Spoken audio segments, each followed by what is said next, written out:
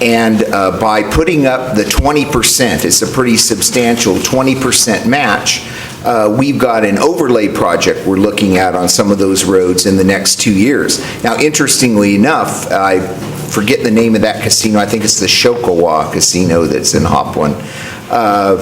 They have a program by which they can give so much money to the county, and there were some of that match can actually come from that casino money. So in that case, we might get some roads overlaid, which isn't maintenance, that's considered a project when you do more than 2 inches of asphalt. There's one place, Road I and Redwood Valley, I believe we did some improvements there several years ago under Director Calvert. I don't really see a problem with it. The tribe has their dreams and aspirations, but I've made it real clear in the resolution that I'm not committing the department or the county to do anything to assist them. They pretty much got to come up with the project in any match, and we're not making any commitments the way I crafted that for staff time or additional county resources. But if a good project comes along that makes sense for everybody, I don't see why we can't cooperate and work on it together. County Council, through the chair. Sure. What if County Council has any? You mean liability for dangerous roads, or, we always have that potential exposure, dangerous conditions of public roads. No, I'm thinking more on the order where in effect here, we're turning them into Indian reservation. Yeah, but They're still county roads. county roads. County road. Right. Yeah. But the legal complications do not concern me. No, this is just a way of getting additional funding, potential funding. Potential. I might add that funding from BIA has been difficult as best to, actually get. That's why I'm saying it would be up to the tribe to take that on, not DOT. Okay. Supervisor Smith. Thank you very much, Mr. Chairman. I remember attending a tribal meeting in Covelo many years ago about just this very issue and the inequities that they felt existed with how BIA divides the monies for tribal roads, and feeling it's not done by, as I recall, at least at that time, it wasn't done by the square miles. It had some other kind of formula. So you were getting a small tribe, perhaps in another state. And also the funding mechanisms were different in the state of California than they were in other places, particularly in the Southwest. And where you have far fewer miles to maintain, they were getting a lot more money to do so.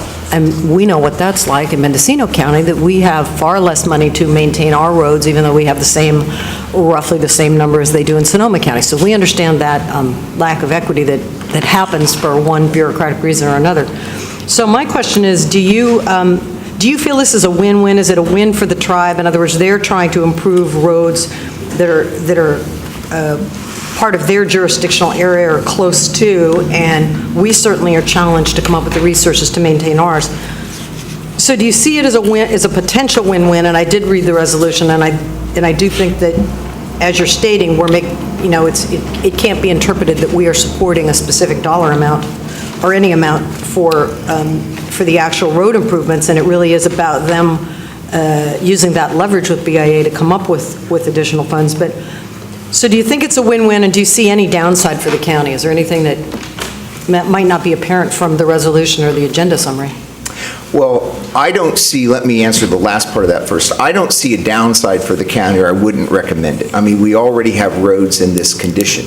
Now, whether it's been a win-win for either of us is debatable, because we've been able to access very little of this BIA money. It's had a lot of strings on it, and it's been very difficult, and I think I allude to that in my letter. But the tribe seems to feel like this is something they need so they can go forward, and I guess it has a potential to be a win-win. Thank you. Supervisor Delaware.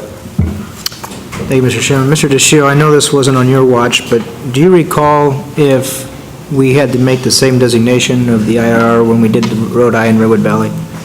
We did, and I believe what we did there, and I'm not sure why we did it that way or how we finagled it, but we put it in and then we took it out again. But I looked at that and wondered why we did that, because right now, Pratt Ranch Road and Reservation, it's Rancheria Road down in Hopland have the dual designation. You know, we've got several already in the Manchester Point Arena area have a dual designation, you know, just Windy Hall doesn't. I went ahead and listed them all in this resolution to kind of put it all in one place for you. And basically, usually the way it happens is BIA comes in and they say, well, we'll give you so much money, but county, you've got to do all this. And the county looks at that and the bureaucracy of it, and we go, well, you know, you're not being very helpful, you know, like other federal highway programs where we get some local assistance. And so, you know, it usually doesn't go anywhere because, you know, like I say, unless in the case of down in Hopland where the casino pumped a few extra bucks at us, you know, so that makes a difference. Well, I know with the Road I, it served both non-Indian land and then in the Indian land, the Rancheria there. Right. So we had a cost share, and ours was the acquisition of the right-of-way that was needed, Okay. which happened to be a vineyard at the time, so it's not exactly cheap, but that was our cost share. And I do not recall if we did the designation, but if that's the only way we can get the federal funds into this project? Yeah, you have to do the designation. Yeah. Thank you. Supervisor, did you have a follow-up question? I'm still a little bit uncomfortable with the terms here. Maybe I'm reading too much into it. This is a pretty ambitious project that is implicit in all of this undertaking. Given the limitations on the Transportation Department in terms of its staff time and its ability to provide assistance, when I look at now therefore be it resolved that Mendocino County Board of Supervisors, particularly number 2, authorizes the Director of Transportation to bring any grant funding proposals forward and so forth. I'm not sure here that at this moment it is advisable for the supervisors to be saying to you that we will authorize you to do that. I mean, obviously you would bring virtually any project before us. Correct. I am looking at it from the other side where in fact pressure is being put on county government by people with big dreams or big aspirations. And we have to then kind of deal with the dynamic there, particularly with the technical part of preparation and so forth. That's my only concern here, whether we're in effect here being enablers or moving something forward implicitly, and whether we have anything as a county to really have to say about that until something comes to us that is more concrete and is more in the realm of possibilities, so we at least have something of a chart as to the various options. But all I see here is a very, very expensive project. Right. It's been out there for 10 years, as far as I can remember back. And whether we are implicitly